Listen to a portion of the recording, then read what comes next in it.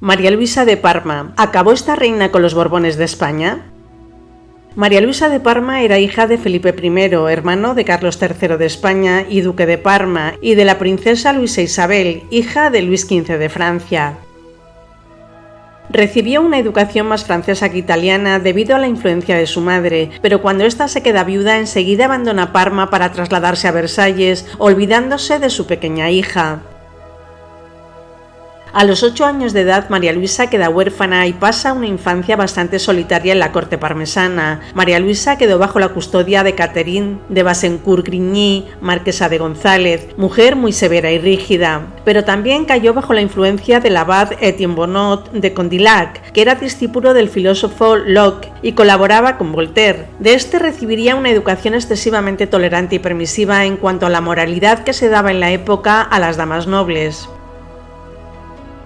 A los 12 años fue comprometida con Carlos, su primo carnal por línea paterna, y pariente cercano por línea materna, heredero a la corona española con el nombre de Carlos IV. Al año siguiente contraen matrimonio. María Luisa de Parma tenía un carácter fuerte, muy dominante y con tendencia a ser manipuladora y muy intrigante, tanto en lo personal como en lo político. Se le considera como una de las reinas españolas menos apreciadas. Ejerció una gran influencia sobre su marido, un hombre tímido, sencillo y falto de ambición, además de no tener el más mínimo interés por los asuntos políticos. En la corte española enseguida llamó la atención por su conducta desenvuelta y su afán de ostentación, que contrastaba con la austeridad impuesta por Carlos III, su suegro, al que no le gustaban nada sus habituales coqueteos amorosos. Desde el inicio de su matrimonio hubo rumores constantes sobre los romances de María Luisa con miembros de la nobleza, lo que hizo que Carlos III aumentara todavía más su desconfianza respecto a María Luisa. La única coincidencia que tenían Carlos III y María Luisa era su gusto por el arte, sobre todo la pintura. María Luisa fue de joven una mujer agradable, como se puede ver en los distintos cuadros de ella. Sin embargo, los continuos embarazos, 23, y partos, 13, uno gemelar, de los cuales solo 7 de estos hijos llegaron a la edad adulta, aunque varios de ellos tuvieron problemas de salud y de crecimiento, además de inmadurez, como ocurría con el que después sería Fernando VII, le deterioraron muchísimo físicamente a la reina. Consecuencia de esto fue la pérdida de casi toda su dentadura, de ahí que procurara al hablar no abrir la boca. Para cubrir la falta de dientes se hizo fabricar una dentadura postiza. La boca le producía muchísimo dolor a María Luisa, que lo aplacaba con la utilización de gramos de opio. Por su desconfianza hacia ella, Carlos III también intentó siempre alejarla de la política. En la corte de Carlos III había un gran enfrentamiento entre el conde de Floridablanca y el conde de Aranda. El príncipe de Asturias, siguiendo el consejo de María Luisa, que apoyaba las aspiraciones del conde de Aranda, le encargó en 1781 para que preparara la constitución de un consejo de Estado para cuando falleciera Carlos III. Este encargo fue visto como una deslealtad de la futura reina a Carlos III. La maniobra fue vista casi como un intento de dar un golpe de Estado. María Luisa de Parma tuvo fuertes enfrentamientos con la nobleza española, destacando su rivalidad con la duquesa de Alba y las desavenencias con la duquesa de Osuna. El 14 de diciembre de 1788 muere Carlos III y son proclamados reyes de España Carlos IV y María Luisa, 23 años después de su matrimonio. Poco antes de ser nombrados reyes, María Luisa conoce a un apuesto guardia de corps, Manuel Godoy, que poco tiempo después sería nombrado consejero privado de la reina. Esta relación entre Godoy y María Luisa ha provocado grandes debates históricos.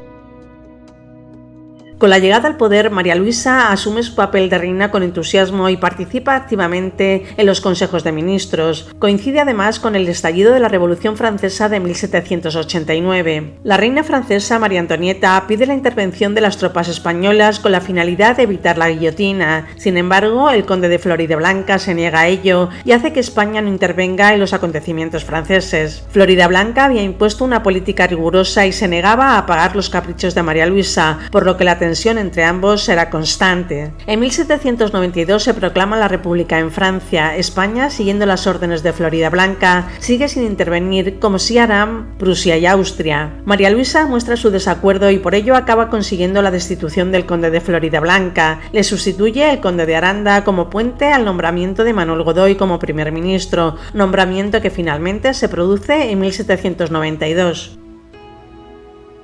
Godoy tuvo una carrera fulgurante con la llegada al poder de Carlos IV y María Luisa. Pasó de ser simple guardia de corps a ser el asesor principal de la reina y caballero de la Orden de Santiago. Ambos monarcas confiaban en la habilidad política de Godoy para conseguir la regeneración del país, por eso se le conocía como el Príncipe de la Paz. Sin embargo, la situación de crisis económica debido a la participación del país en numerosos conflictos bélicos provoca un gran endeudamiento y paralización del comercio americano. En 1798, Godoy presenta la dimisión como primer ministro al perder el apoyo de la reina María Luisa. Este en ese momento mantenía una relación secreta con su amante Pepita Tudó, que provoca malestar en la reina cuando se entera. Para deshacer el entuerto, María Luisa propone que Godoy se case con María Teresa de Borbón y Vallabriga, que era prima de Carlos IV, y de esta forma pasar a formar parte de la familia real. La pareja se casa, pero fue un desastre total. A pesar de tener una hija, Godoy siguió manteniendo la relación con Pepita Tudó. En 1799, Napoleón sube al poder en la República Francesa y Godoy se retira a vivir a Granada. María Luisa entonces tiene un nuevo amante, Manuel Maillot. Godoy es llamado nuevamente al poder en el año 1800 y meses después se firma el Tratado de Madrid, una alianza con Francia con el objetivo de hacer frente a Inglaterra y Portugal. Pero el heredero a la corona española, Fernando, que muestra su repulsa a la política desarrollada por Godoy y son elocuentes los desencuentros con sus padres, consigue aunar en su persona contra ellos el descontento popular y la oposición de gran parte de la nobleza española y de la Iglesia buscando la caída de Godoy. En 1802 el príncipe Fernando se casa con María Antonia de Nápoles, con la que nunca se llevaría bien María Luisa de Parma. La animadversión fue mutua y más desde que ésta contó con el apoyo de su madre, María Carolina de Nápoles, para intrigar contra ella. Entre las muchas calumnias que propagó por toda Europa contra la reina española, la que más impactó fue la de que el verdadero padre de los 4 últimos hijos de esta eran de Godoy. La reacción del todopoderoso ministro fue fulminante. En septiembre de 1805 ordenó la expulsión de la corte de varios nobles del entorno de los príncipes de Asturias y más tarde la expulsión de España del embajador de Nápoles y su esposa. A finales de 1805 el reino de Nápoles fue conquistado por Napoleón y la reina María Carolina destronada. Ahora tenía un problema menos. Sin embargo, y pese al fallecimiento en mayo de 1806 de la princesa de Asturias, el ahora llamado partido fernandino mantuvo los ataques contra la reina y contra Godoy con el consentimiento del príncipe, incluidas campañas de textos y campañas gráficas para desprestigiarlos. La reina María Luisa era presentada como una depravada sexual devorada por la lujuria.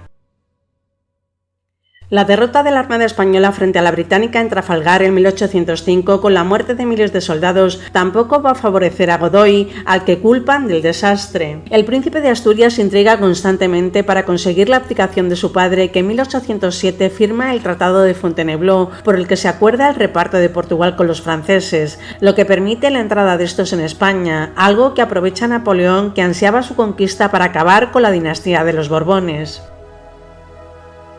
El 17 de marzo de 1808 se produce el motín de Aranjuez, que provoca la abdicación de Carlos IV y en consecuencia la caída de Godoy. Fernando VII entra triunfalmente como rey en Madrid. Los reyes salientes se trasladan a Bayona, Francia, invitados por Napoleón y posteriormente, con engaños, también consigue el traslado de Fernando VII.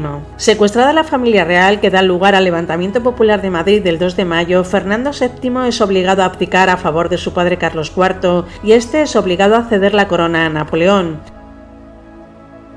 Mientras los acontecimientos se siguen desarrollando en España, la familia real, María Luisa de Parma, es acusada de llevarse las joyas de la corona, pasan a residir en Compiègne, Francia. Manuel Godoy también se exilió en Francia con su amante Pepita Tudó. En 1812, la familia real y Godoy, por consejo de Napoleón, se trasladan a vivir a Roma, instalándose en el Palacio Borghese y posteriormente, cuando Fernando VII es autorizado a volver a España en 1814, al Palacio Barberini.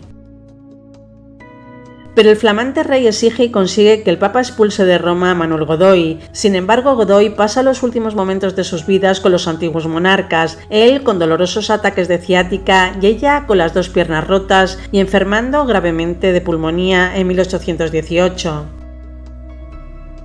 María Luisa de Parma muere el 2 de enero de 1819 cuando tenía 67 años y estando acompañada por su fiel Godoy. Carlos IV muere pocos días después. El testamento de María Luisa deja como heredero de su fortuna a Manuel Godoy, pero los hijos no aceptan dicho testamento y se reparten la fortuna entre ellos. 6 meses después de su muerte, sus restos mortales junto a los de Carlos IV son trasladados al Panteón de Reyes en el Monasterio del Escorial, Madrid.